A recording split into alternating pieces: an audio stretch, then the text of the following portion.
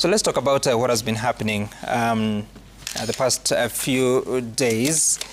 And Churchill brings to my attention what is on page 5 of the Daily Nation, a sessional paper that the National Treasury has published an invitation to submit memoranda, saying it is notified the sessional paper number 3 of 2025 on partial divestiture in Safaricom PLC by Government of Kenya seeks to facilitate mobilization of resources to be allocated to critical infrastructure development. Specifically, the proposed partial divestiture aims, among others, to divest over 6 billion shares, equivalent to 15% of Safaricom PLC, and the government will retain over 8 billion shares, equivalent to 20% of Safaricom PLC, and this divestiture will generate 204 billion shillings based on a share price of 34 shillings.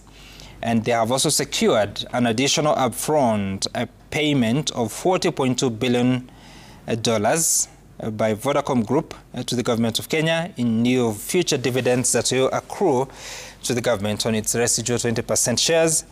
And the details continue, including this will elevate the role of government to one of policy and regulation to support commercial activities, and also reinforce Safaricom's competitiveness and growth trajectory through sale of the divested stake to Vodacom Group. And Vodacom currently holds approximately 40% of Safaricom PLC, and so much more. And therefore, members of the public are invited, as well as stakeholders, including shareholders, management, employees, customers, regulators, and interested parties, to submit memoranda on the sessional paper to the Departmental Committee on Finance and National Planning and the Public Debt and Privatization Committee. A copy of the sessional paper is available at the National Assembly Table Office main buildings and on the parliamentary website. That's the notice that is in the papers. Churchill, let's begin with you on what you make of these developments, of course, just a few days after the Cabinet Secretary communicated to the country. Thanks, Sam. First and foremost is that the transaction is not a done deal. Clearly, we are seeing the timelines that from this particular notice to the public. And it just speaks to the fact that this is just the starting point of this whole transaction of the divestiture of government share in Safaricom from 35% to 20%. So from this, it's like we are seeing that the public needs to submit their comments by Thursday, 8th of January. And also right now, we know that Parliament is in recess. So once the recess ends, that will be mid-February thereabout, probably we could see some progress, at least in as far as the approval process by Parliament is concerned. We also know from the announcement that came last week that Cabinet also needs to give it a nod. But from the look of things, it's basically like a done deal. So this is still the preliminary stages of this transaction, but we still need to see more to be done in terms of, because the proceeds needs to go to the National Infrastructure Fund. We still don't have that fund having been set up. Article 206 of the Constitution speaks of the Consolidated Fund. That's essentially where the revenues of the government is deposited into, or any other funds that might be approved or started by Parliament. So this potentially speaks to the National Infrastructure Fund, whereby we haven't seen that being set up. So there's still much ahead of us as far as this transaction is concerned. But definitely, we can also discuss on the nitty-gritties of the transaction itself. For sure we will, because there has been a couple of reactions that have come from different quarters. Sheila, what are your thoughts about this move by the government? Because yes, they've been saying that they will pursue divestiture. Now we see it happening, at least with Safaricom shares. There was one on the Kenya Pipeline Company, which is being privatized. Already they have invited bids for transactional advisors, and I think the Cabinet Secretary was saying that applications have been received. What do you make of this development with Safaricom? Thanks, Sam. I think the crucial part is that before we sell any national assets, we have to put in national safeguards. Yep. I think that would be my biggest red flag. Of course, the government is entitled to spearhead, divestment within the economy. The government, I think, is trying really hard to work on development without, putting us further into debt, or without increasing taxes, because I think those two avenues are completely locked for now. There's two questions that come to mind. The first one is, of course, the issue of national safeguards. What has been put in place? Because the biggest red flag will be a governance flag. In short, it will be that we have had funds before, we have had national infrastructure projects before that have consumed a lot of our money, and we are paying a lot of odious debts as well. Yeah. So the first, I think, point for all Kenyans is to just be vigilant about where is this money going, who is going to control this money, how is it going to be used. Right now, there's the fund that has been set up. It's in the draft phases, so it has not been approved yet. And I mean, for me, I'm a little bit worried about how the money will be used more than anything else, and that we don't end up with, having to pay a debt of, if you look at the case of SGR, it's an interesting one. So yeah, I think for me, can we discuss national safeguards first? How are we combating corruption? How are we making sure that we're not going to fall into the same traps that we had last time? Then next goes to the projects that are actually proposed, the infrastructure projects. It's good to understand that we are offloading a lot of income that the country would typically be able to receive, and then deciding to invest this long term. The question then is, how much productivity will we get, or at what point will we start seeing an ROI or a return on investment on these particular infrastructure projects that we have in mind, right? And hopefully, I mean, I'm seeing dams there and the rest of them. They're development projects that, go into booster factors of production, because we need to work on how to get income. It cannot be a shortcut of how to get income pumped into the economy. We have to look at the longer plan. So yeah, my biggest problem is governance and regulation, transparency. I mean, that's a conversation that we need to have. Where is this money going, and how will it be used, and what are the checks and balances that we can put in place? Okay, right. There are voices that I want us to listen to in regards to that announcement of this particular sale, as it was announced on Thursday by Cabinet Secretary and also different stakeholders within Safaricom's ownership, that is Vodacom and Vodafone Kenya. Let's hear what they said on that particular day.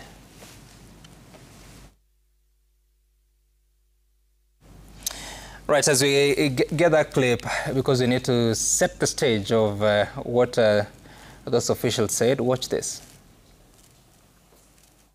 Well, it will take our shareholding to just under 55%, because we're also buying the Vodafone stake as well. It stands out as not just a standout company in Kenya, but in and not just in the East African community, but I would say globally. So, fantastic company, fantastic development capabilities and so on that we can also export into the broader groups. This is a partial divestment, and the government will continue to retain a significant stake in the company. This decision follows rigorous analysis, independent valuation advice, and compliance with the Public Finance Management Act and other regulatory requirements. I urge Parliament, and more particularly National Assembly, to expedite the approval of the instruments required to establish the two funds, ensuring they are operational by the time the transfer occurs, so Kenyans can begin enjoying the benefits immediately. In my view, and in the view of our advisors, we have secured Kenyans' interest, because this has and remains a Kenyan company. Right, the Cabinet Secretary there urging Parliament to pass the instruments that are required. It is important to note here that the Sovereign Wealth Fund is still at the draft stage. The Cabinet Secretary says it is at the edges. The National Infrastructure Fund is not yet ready for any thought or application of thought. I wonder what he means when he's calling on Parliament to expedite. But also there has been questions raised by different leaders, including the Member of Parliament for Kiharu constituency, who is Dinde Nyoro. He's been speaking about the cost of the shares. Can we listen to him? The government of Kenya is proposing to sell Safaricom PLC, the 15% stake at 34 shillings. Kenyans need to know that Safaricom shares were trading at an average of 45 shillings in 2021, valuing Safaricom PLC at 1.8 trillion Kenya shillings in 2021. And of course, that is before Safaricom even invested in Ethiopia, an investment that is actually becoming a very good decision for Safaricom. And what I just want to say is that the people who are on the other side of the table in this negotiation of the sale, and especially the people from the National Treasury, they are either self-interested, incompetent, or both. Ramogi, you laugh, but he is making a point about what the share price was in 2021, and the business has grown. The cabinet secretary, when I asked him that question, he said that you're not selling the company. We are selling a stake in the shareholding, and the market price as of that night was 29 shillings 45 cents. So 34 shillings obviously looks higher than 29. And I asked him the question, what is the worth of what you're selling? Right. Is it a question of the price of shares in the stock market, or is it a different conversation in your thoughts? Thank you. This is my first time to talk, so I hope you'll add me time because they hadn't. Yes. Go ahead. It's your turn. Right. First of all, I agree with them about the governance issues, so I will not go into that. Ndindi Nyoro raises 3 items. 1 is the valuation of Safaricom. 2 is the possible meddling of the price of Safaricom as it is right now. And 3 is he's proposing that we divest first. We split Safaricom into 3 companies before selling. Now, the real conversation there is on valuation. But I'll start from the divestiture proposal before going into the valuation.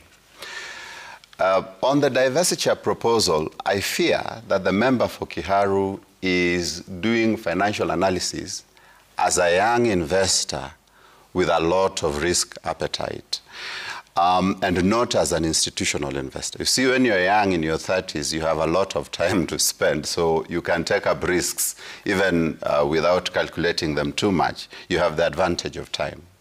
As an institutional investor, you become more calculative, and you want to go in, and immediately that investment matures, you want to come out. And so the proposal that first you divest Safaricom into 3 companies seems good on paper. But in practice, sometimes, you see, sometimes in that divestiture, you can lose some value. Let me put it plainly. You have a 3-bedroom house, you opt to split it into 1 room each, and you want to sell them out. The demand might go down because there are people who prefer it as big as it is. And really, the share price is driven by demand. And so what the member for Kiharu is proposing is good in book, but in practice, when a share is mature enough, you want to exit at that point, or at least reduce your exposure so that now by the time the divestiture is happening, you are not too exposed.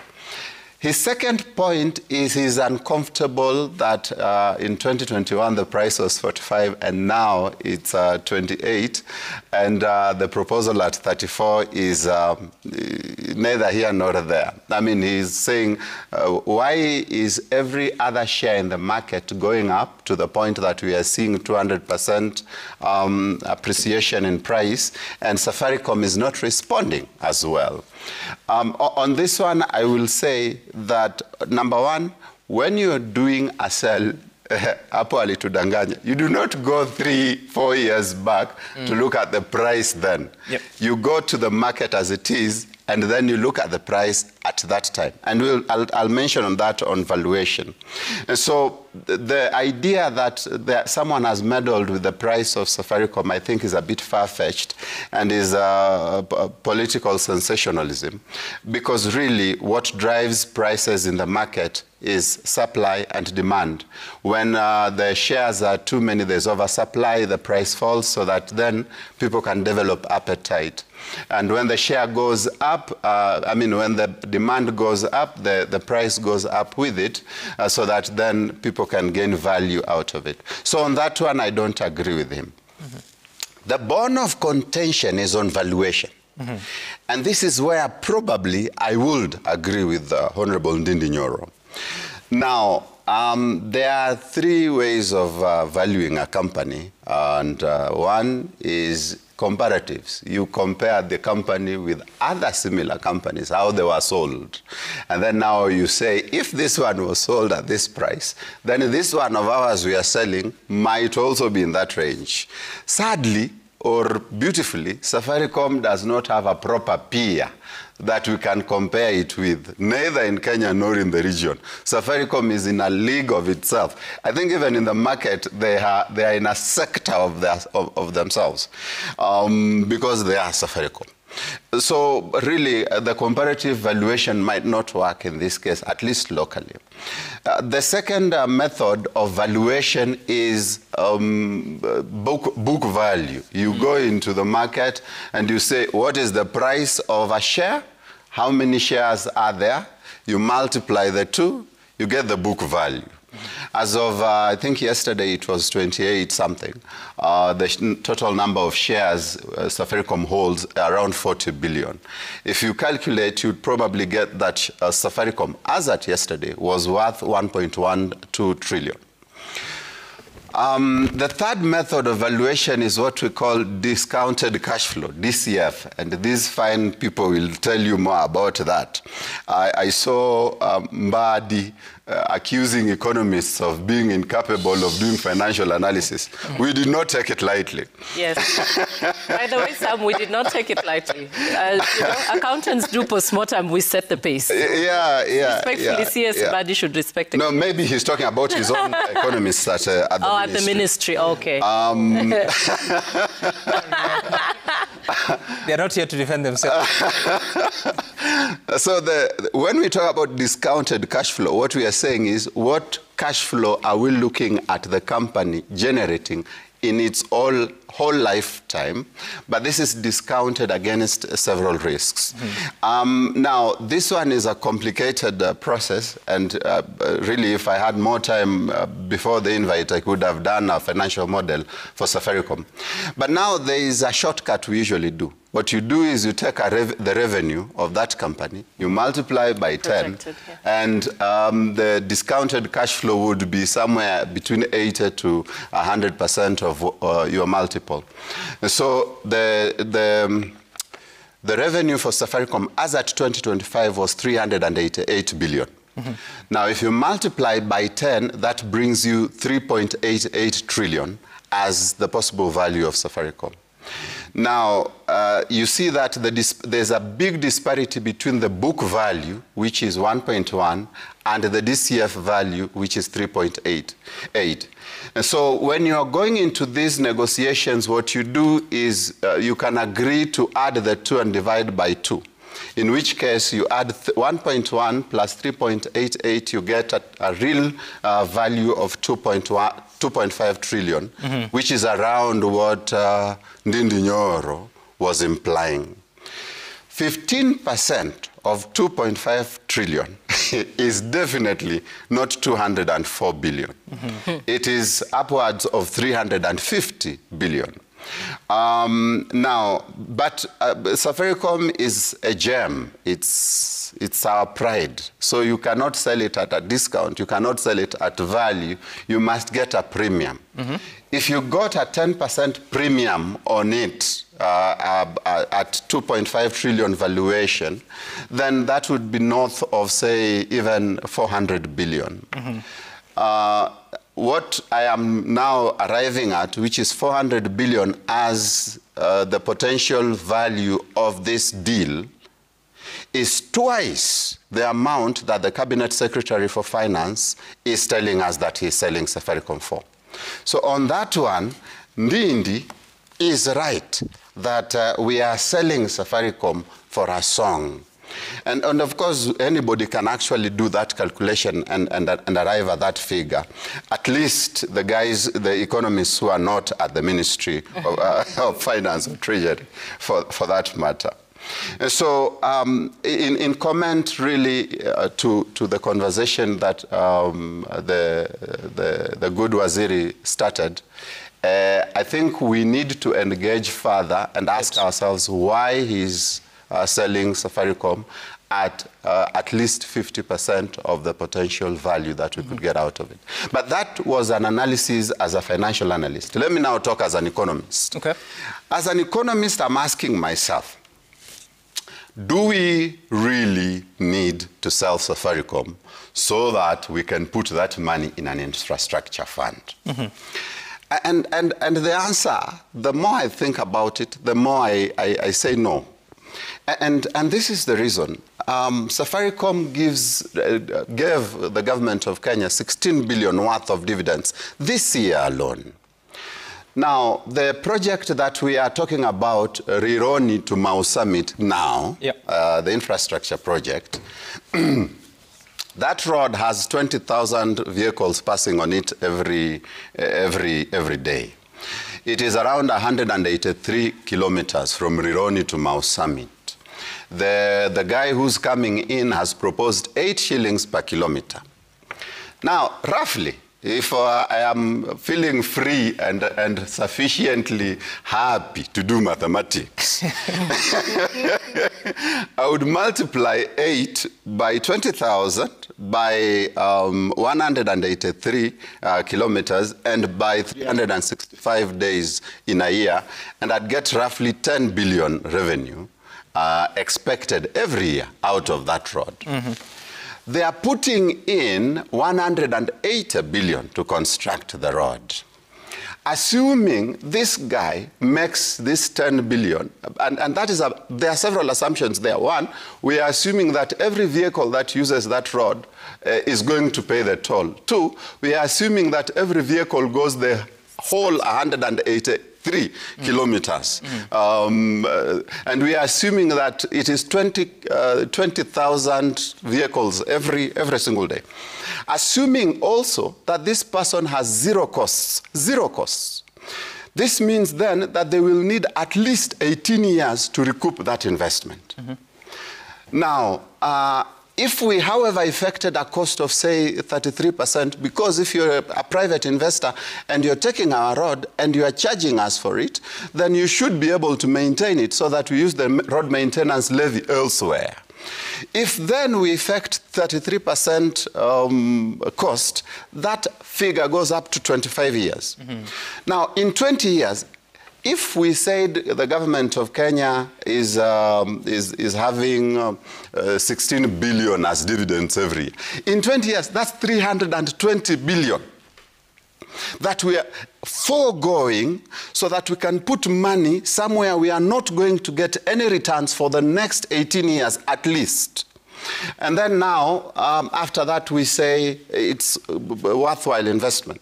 But the other thing that the Waziri is saying is that when we put this money in the infrastructure fund, it's going to attract private sector investment. Private sector, who is going to put money there for 18 years with no returns? We're getting into the next conversation. I just really wanted us to conclude on this question. Sorry, I was having a little fun. No, it's okay.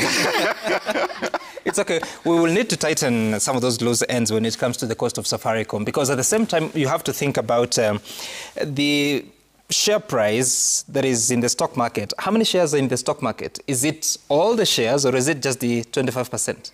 25%? The 25%. 10 billion shares. Yeah. 10 billion shares are in the market. So do you use that as an indicative rate of the price of a share, even those that are not in the stock market? We'll talk about that after the break. Stay tuned. If you have any questions or comments, you can share with us at Citizen TV Kenya, at Sam Gituku. The hashtag to use is Citizen Daybreak. We're back in a moment. And also we'll be listening to what some leaders have had to say in regards to this price.